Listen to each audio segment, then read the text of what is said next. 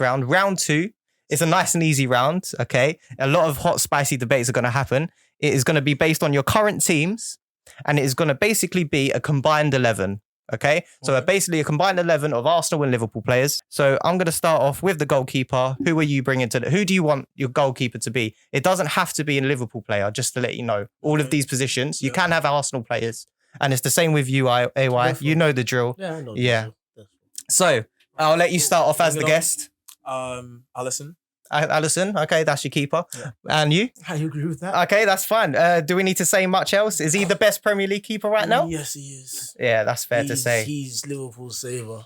Yeah, I feel like he was missed really when he got in, when he was missing for like a couple of games, wasn't he? Like Kelleher's coming in. Yeah, he is very important for your style of play. I agree with that. Let's move on to the fullbacks then. We'll do both fullback positions together, right back and left back. Who are you bringing to the table for right back and left back? So right back, I'm bringing Trent Alexander-Arnold. Nice and easy. That's obvious. Left back, I'm bringing Andy Robertson. Well, fair enough. Yeah, 2 Liverpool. Okay, who are we going with on the Arsenal side?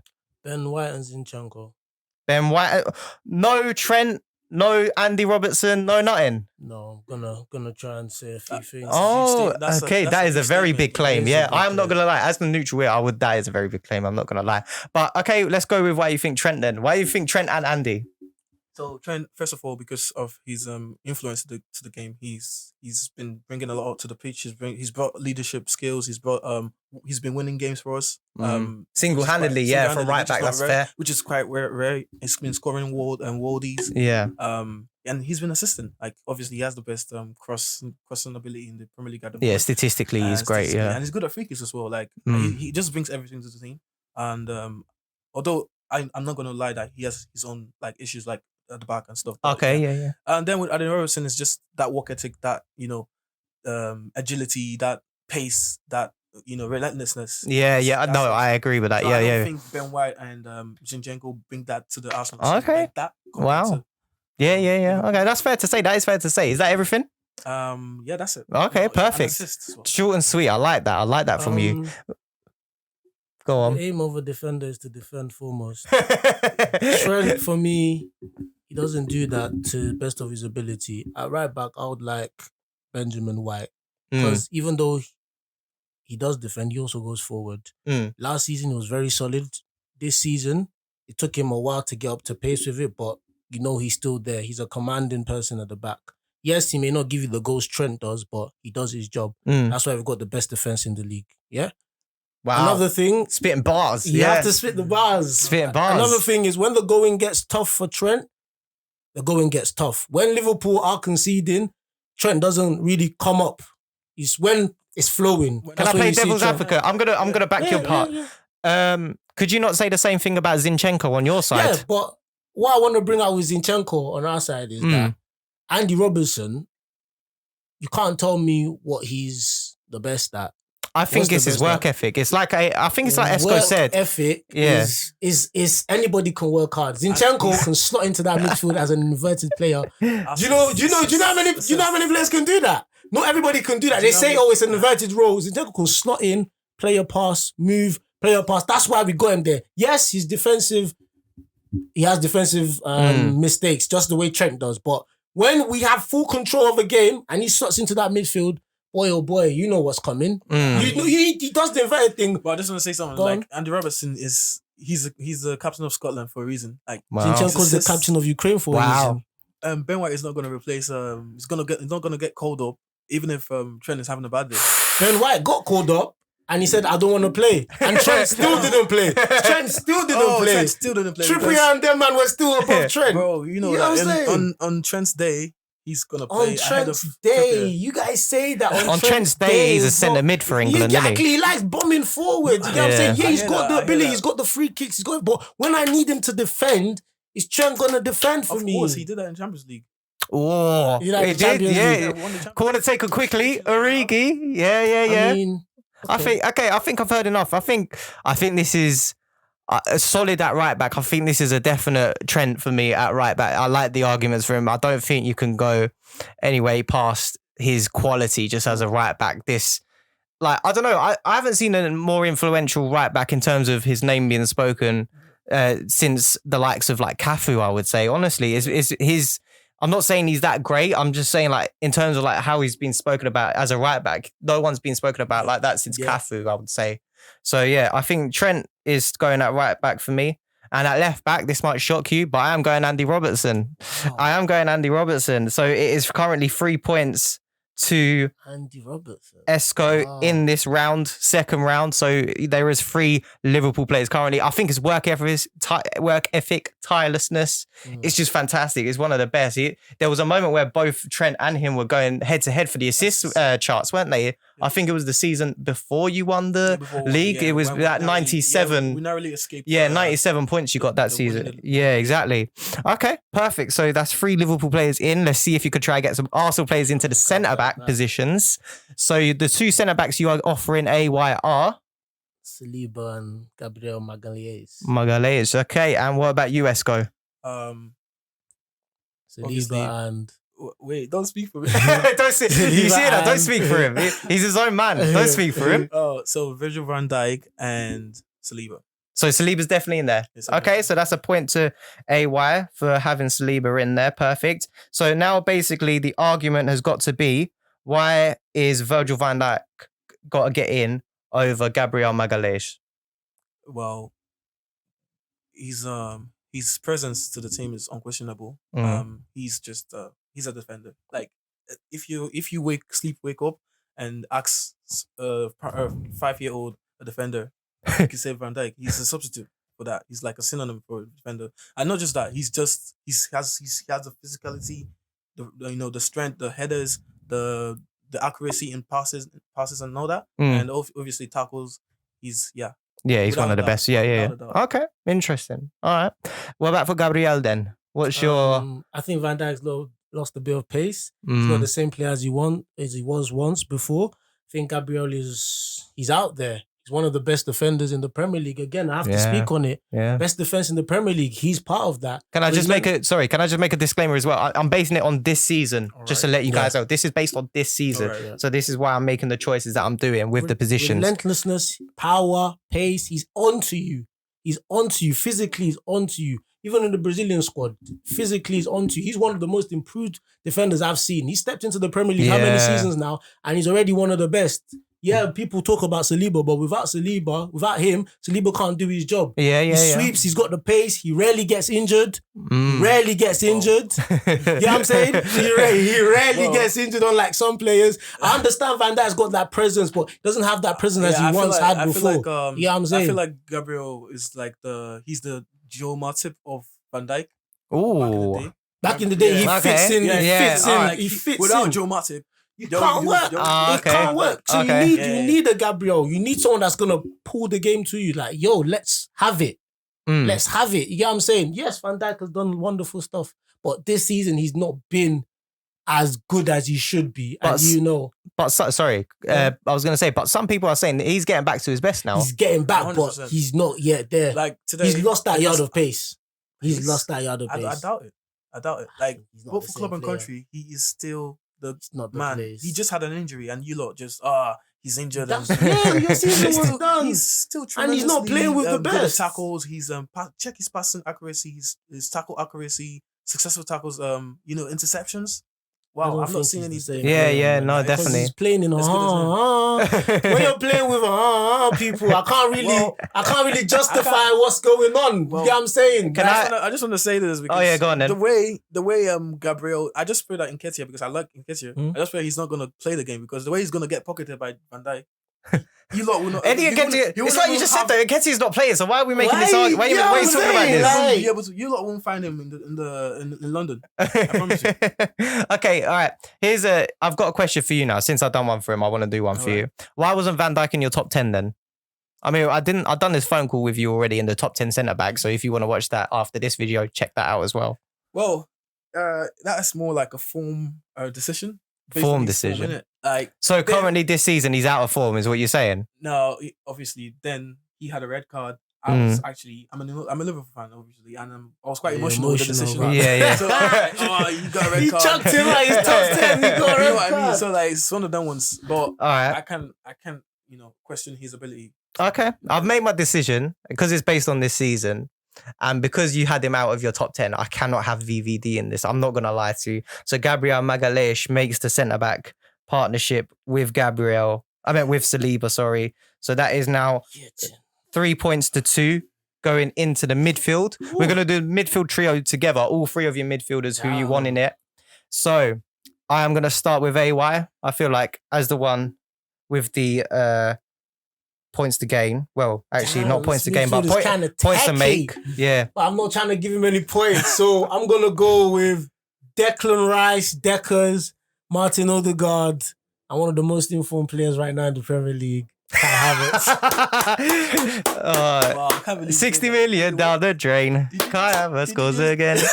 I'm going to go obviously with Deckers. What can I say? 100 million man. 100 million man, 8/10 all the time. He's transferred our midfield. He's transformed it around. Workhorse, passing, heading, tackling, interceptions. He does everything. He does everything for you. And I'm sure when you guys were looking for a defensive midfielder, you wanted someone around that. That's why you chucked millions at Caicedo. You chucked millions at Lavia, but no one came. So I think Rice. Where are they now? Rice. Okay, where are they now? But they're not my team, Rice, he needs to be in the team. Martin Odegaard, playmaking machine. You guys don't have a playmaker like Martin Odegaard. He can slip. He can go past you. He's got the left foot. He can take it round. He can do everything. He's delicate. He's eloquent with it. I don't even know if that's a word. Captain of Norway. Yes, he had a bad spell. Came back now. He's on it. You get what I'm saying? He's on it. He looks better after international. After international, he looks better. He's on it now. He's more on form. He transformed. When you see him play well, the team plays well. You get what I'm saying? That's what I need from my midfielders. They're playing well, the team's playing well. And Kai Havertz, what can I say? When we first started, I was like, what's this guy doing? But this guy's got 4 goals in 5 games now. He just scored recently now. Like, he's got winning goals for us. He's getting first goals for us. You get what I'm saying? His all-round game has changed, and that's not even his position. I don't think that's his position, but he's getting the goals. It's on record. You also called him tall and useless. Yes, I called him tall and useless, but now he's showing me that I'm not tall and useless. Why? Look at me. I'm getting headers. I'm getting goals. I'm getting tap-ins. I'm winning my duels. We're losing matches against Aston Villa, but he's winning duels. You know what I'm saying? So that's me. That's your 3. Okay. That's my 3. That's a very solid my 3, man. Right, who are your 3?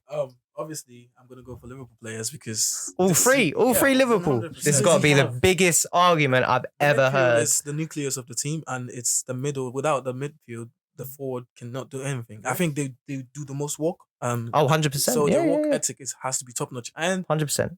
I'll go for Gravenberch. That's my... love him. I love him as a player.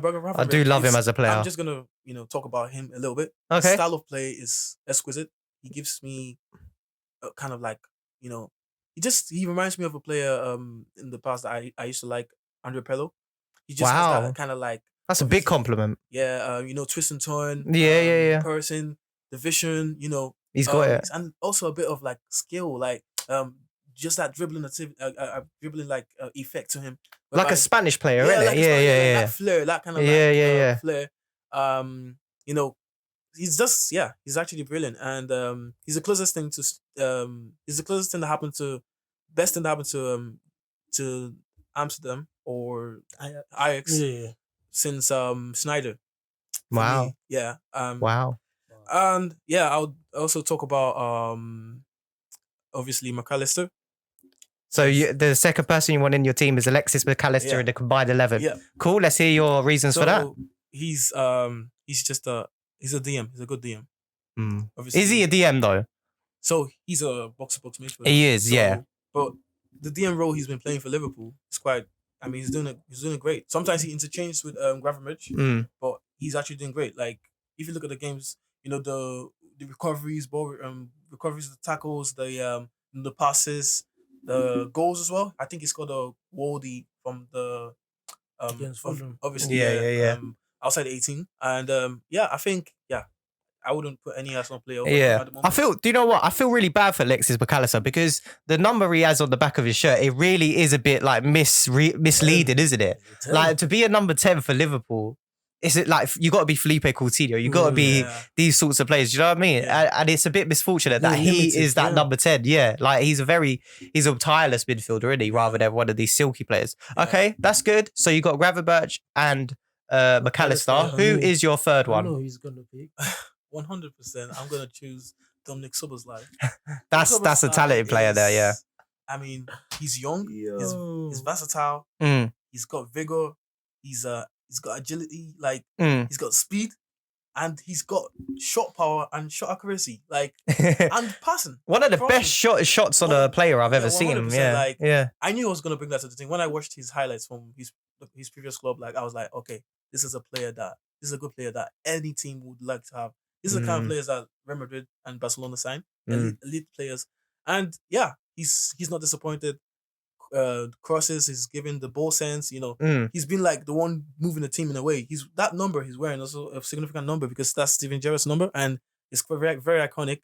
The players that Number played, 8, yeah. the players that played in the past, like Keita, they didn't actually live up to the number. So it's like, Yeah. Liverpool fans are actually like, oh, who's gonna ever live up to that expectation? But I'm not saying he has ever actually he has lived up to the Steven Gerrard comparison. But I feel like he's getting there, and he's young. He just needs time to like get into the Premier League game, and I mean he's not doing bad so far. Okay, scoring goals. Would you assists. agree with me if I told you that Dominic Szoboszlai was a panic by Klopp? No, I wouldn't. I don't think. what makes you think he's a Obviously, panic buy? I don't think that was what Klopp needed for the midfield. I think he saw he was free and he was available and he put the money in. I've watched him this season. At the beginning of the season, yes, he was getting his shots in, he was getting his passes in, but he's faltered away. Now it's the business end. I'm not really seeing much from him. The business end, you know what I need to be seeing in the business end? Goals or assists. If you're not giving me goals or assists, or you're not grabbing the match by the scruff of the neck. Did he not assist in the Fulham game? He cannot do the We're work of a winger. we're talking about Fulham games when the score was 4-3. That was a goal. That was a goal galore. You know what I'm saying? That was He goal shouldn't be doing the work of a galore. winger. I mean, That was some goal midfielders galore. do assist, but wingers. I think you guys overrate him. Nah, And time will really? tell. I don't- I think he's overrated. Liverpool fans overrate him. He is. He is a good player. I will He's not. a hard worker. Yeah, he's a good player. He does the most work. Well, you in the guys midfield want him at the to be moment. what he's not yet. As you said, he's wearing the number 8. Yeah. You're looking for him to be that type of Gerrard-esque player to Yeah. grab you off. He's not 100%. there yet. Yeah, he's not there yet. He's not there yet. But I feel like, I mean, he's doing a lot of work at the moment. Like, obviously, like I said, just general midfield play. He's actually playing kind of like a box to box. He is, He's doing a So, box like- score. That's not his Yeah, I've position. got some statistics as well. That's not his Like, position. Yeah. He's got 2 assists this season. He's got 5 big chance created from midfield as well. 2 goals this season. 1 with his left, 1 with his right. He has tackled 22 times, 9 interceptions. He has recovered. He has done 113 recoveries of the ball. He won 67 duels. He's lost 91. He's won 16 50-50s, and he's won 9 aerial battles, as well as losing 12 aerial battles. So I feel like he is works very hard in that midfield of. It's a position that really. Where I think Dominic Szoboszlai... It's a very demanding... Yeah, it's a demanding role in that Liverpool style of play, the gegenpress. And I feel like for someone who is a bit more seen as a progressive number 10 free roaming player, I think he's doing really well for you guys this season. I know like it's come to the gritty part of the season, this December time. I just feel like he's still living up to expectations. To make this easier for me, though, what I want to do is, who do you want to... So for Martin Odegaard, who do you want to bring to the table in your 3? So who do you want to put Martin Odegaard up against? I'll put Martin Odegaard up against McAllister.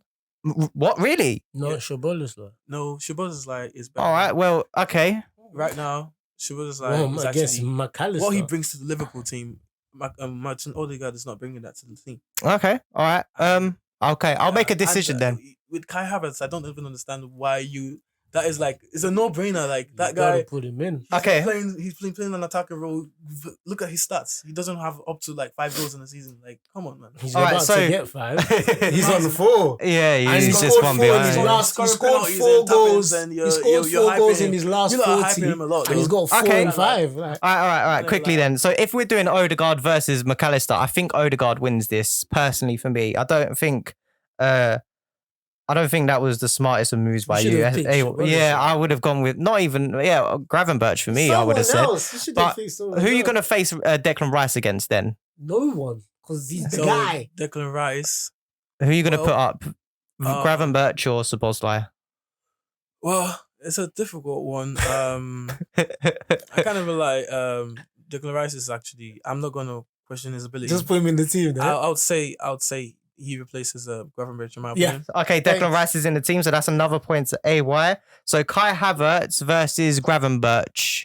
Is that right? No, Szoboszlai. Sorry. Oh, this is a good one. I like this one. That's a no-brainer. For me personally, because of the start he had, I feel like it's difficult for me to right now say Kai Havertz makes it. So I'm going to go with Dominic Szoboszlai. I know he's been really good. Turned it up, you know. I know he's turned up. All of a sudden. It's really good. It's really good. At all. But I feel like Dominic Szoboszlai has been a bit more consistent. Like in terms of being a brand new signing, he hasn't even needed to have like a honeymoon period of like trying to settle in. He's just come in, took the games by the scruff of the neck, scoring goals, making chances for the team. So I feel like Szoboszlai gets in over Kai Havertz for this moment in time. So now we're going into the final stage of this combined 11. Sorry. I feel like this is going to be the techie bit for one position or a couple positions. I mean, we've got. I think we've got to say right wing. So right wing striker, left wing. Who is your right wing? Nah, that's where it's gonna get techie. Why? Because what I want to do, it's quite techie. What I want to do is that You're going to switch positions. No. You're not gonna select Saka over. That's the thing. So because they can interchange. Okay, You pick Salah, I pick Saka. Then we just figure out who's gonna be in the middle. Yeah. So are you happy with Saka in the team? Okay, yeah. I'm happy with Salah in the team. And you're happy. So Salah and the Saka make middle it. now. So now let the middle. Hang on. Okay. So the middle now. I'm not actually. You're not happy with Saka. No, who do you want to bring to the I'm willing to table? have 3 Liverpool attackers. Oh, okay. You got to make your case now. You got to make your case. Because right 3. now, yes, 100%. So Salah's in the team, which means it's a point to Esco right now. So that is 4 points to So Esco. no to Saka in the team. No to Yes, Saka. no to Saka No in to the team. Saka. Boy. So yeah, it is Whoever current. you're putting against him, I don't even know what they've done.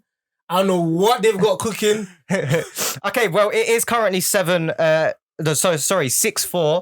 to you, AY. So Salah is in the team. So let's see who the other 2 players you're going to bring to the table are. Up front is going to be, well, just say the other 2's Darwin name. Núñez and Luis Diaz. Oh, Luis Diaz is a good shout, to be fair. Okay, what about you, then? Gabriel Jesus and Saka. Gabriel Jesus and Saka. Cool, okay. Why do you want Saka and Gabriel Jesus? Saka goals and assists. He's the star boy. Mm. He's one of the best players in the Premier League right now. Yeah. Who did you put up against him? So Diaz, basically. Diaz. No, but Saka plays a right wing, so I put up Oh, Salah Diaz, against him. right? No, Diaz. because he has Salah as well, so you get the Yeah. point. Oh, yeah, So Diaz, right? Alright. Yeah. Saka's dad is all right. His dad don't get kidnapped. So Oh my there's a bit of gosh. protection there. Oh my You get what I'm gosh. saying? Oh my- There's a bit of protection Oh my there. God. But yeah, Saka speaks for himself. No. Goals and assists, he's got it. More goals, more assists than Luis Diaz, okay? Luis Diaz doesn't know what's going on right now, yeah? Saka's young, fit, and ready. In terms of Gabriel Jesus, even though he says he doesn't score goals, still got more goals than Núñez. Núñez doesn't know where the target is. He's not as clinical.